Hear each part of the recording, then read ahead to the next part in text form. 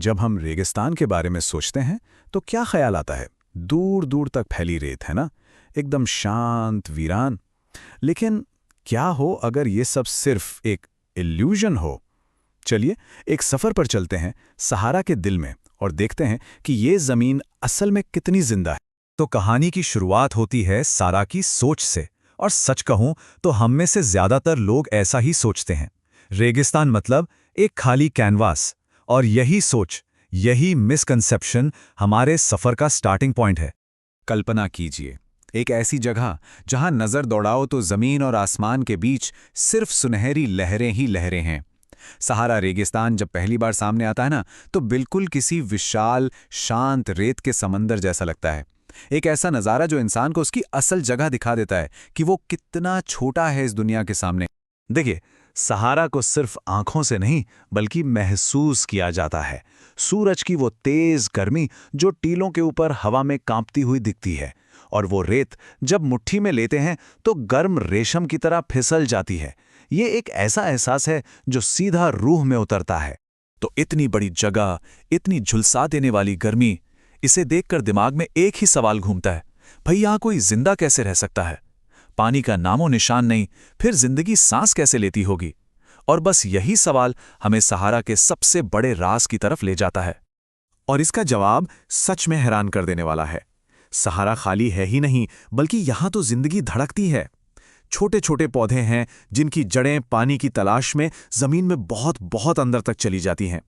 ऊंट जैसे जानवर जो हफ्तों बिना पानी के गुजार सकते हैं, और कई जीव तो दिन की गर्मी से बचने के लिए रेत के नीचे ही अपनी दुनिया बसा लेते हैं। मतलब जिंदगी यहां हार नहीं मानती, वो अपना रास्ता बना ही लेती है। पर सहारा का असली जादू वो तो सूरज ढलने के बाद शुरू होता है। जैसे ही जमीन पर शांति छाती है, आसमान अपनी महफिल सजाने लगता है।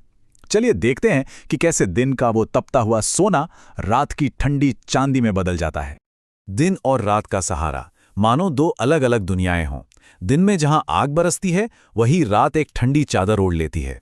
तापमान एकदम से गिर जाता है, हवा में एक अजीब सी ताजगी घुल जाती है, और पूरा रेगिस्तान एक शांत रहस्यमयी जगह बन जाता है। और वो आसमान, ओहो, शहर की लाइटों से मीलों दूर, यहां आसमान अपना असली रूप दिखाता है। अरबों खरबों तारे ऐसे टिमटिमाते हैं जैसे किसी ने आसमान में हीरों का कालीन बिछा दिया हो। और आकाशगंगा, हमारी मिल्की वे, वो एक चांदी की नदी की तरह आसमान के एक कोने से दूसरे कोने तक बहती नजर आती है। ये एक ऐसा मंजर है जो इंसान को हमेशा के लिए बदल सकता है। पर इस कुदरती खूबसूरती के नीचे भी एक और दुनिया है। सहारा की रेत अपने अंदर सदियों के किस्से, इंसानी कहानियां दफन किए हुए हैं। हवा के हर झोंके में जैसे पुराने वक्त की आवाजें गूंजती हैं। तो चलिए अब जरा प्रकृति से ध्यान हटाकर उन कहानियों को सुनते हैं। ये रेगिस्तान जो आज इतना शांत दिखता है, हमेशा से ऐसा नहीं था। एक जमाना था जब ये दुनिया के सबसे बिजी ट्रेड रूट्स में से एक था। जरा सोचिए, ऊंटों के लंबे लंबे कारवां, उनकी घंटियों की आवाजें, और व्यापारी जो महीनों का सफर करके इस रेत के समंदर को पार किया करते थे। और ये कारवां क्या लाते ले जाते थे? सिर्फ नमक, सोना, मसाले और कपड़े ही नहीं, वो अपने साथ अलग अलग संस्कृतियां, नए नए विचार और ढेरों कहानियां भी लाते थे।